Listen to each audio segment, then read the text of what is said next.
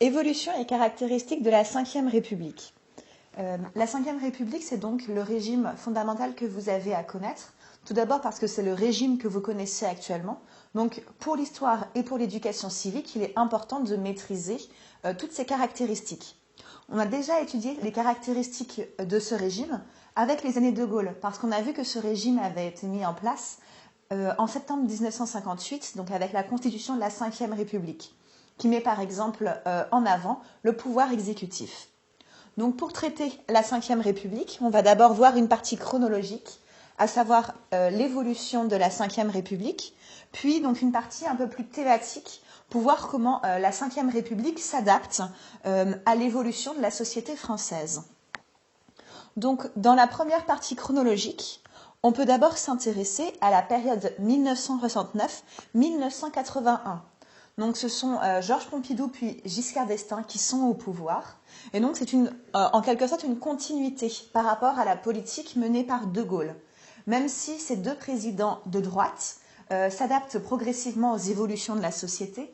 Par exemple, Giscard d'Estaing met en place en 1974 le droit à l'avortement. Ensuite, de 1981 à 1995, c'est une période importante à retenir puisque ce sont les années Mitterrand, avec la mise en place de la première chose, donc l'alternance.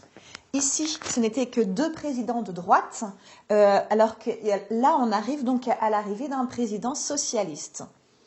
En outre, à partir de 1986, arrive la deuxième chose importante, la cohabitation. C'est-à-dire que Mitterrand est au pouvoir, donc c'est lui qui est le président de la République, mais il gouverne avec donc un gouvernement de droite. Enfin, de 1995 à 2007, vous avez donc les années Chirac. Là aussi, une autre alternance, puisque donc Chirac est un président de droite, suivi également par une cohabitation. Donc c'est la troisième cohabitation, à partir de 1997, où Jacques Chirac doit gouverner avec, par exemple, comme Premier ministre Lionel Jospin, donc un gouvernement socialiste. Donc ces deux concepts, alternance, c'est-à-dire l'alternance entre un président de droite et un président de gauche, et cohabitation. La cohabitation, c'est quand un président de la République doit diriger donc le pays avec un gouvernement qui n'est pas dans sa majorité. Ce sont donc les deux concepts importants à retenir. Ensuite, donc dans cette deuxième partie, on peut voir également donc, les réformes de la société française. Tout d'abord, le régime doit s'adapter aux mutations économiques. En effet, pour faire face à la crise et aux difficultés, donc l'État joue de plus en plus un rôle social. C'est ce qu'on peut voir avec, par exemple, cette réforme de 1988 et la création du RMI, c'est le revenu minimal d'insertion. Donc, en plus, la Ve République doit s'adapter à l'évolution des mentalités. Donc, par exemple, en 1981, avec l'abolition de la peine de mort. Donc ici, ces deux choses, les mutations économiques et l'évolution des mentalités, font que le régime de la Ve République doit s'adapter à la société.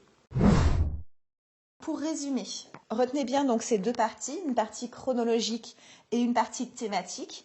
Sur la partie chronologique, donc retenez principalement donc ces deux périodes, les années Mitterrand et les années Chirac, avec ces deux grands concepts, l'alternance et la cohabitation.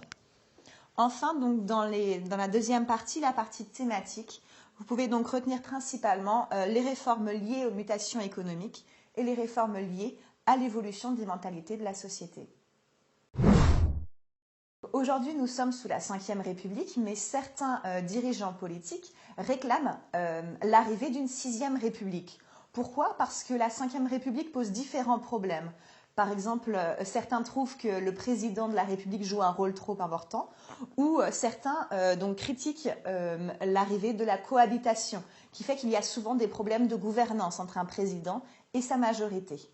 Donc certains réclament la Sixième République et il est possible que vous, élèves, vous puissiez vivre sous la Sixième République.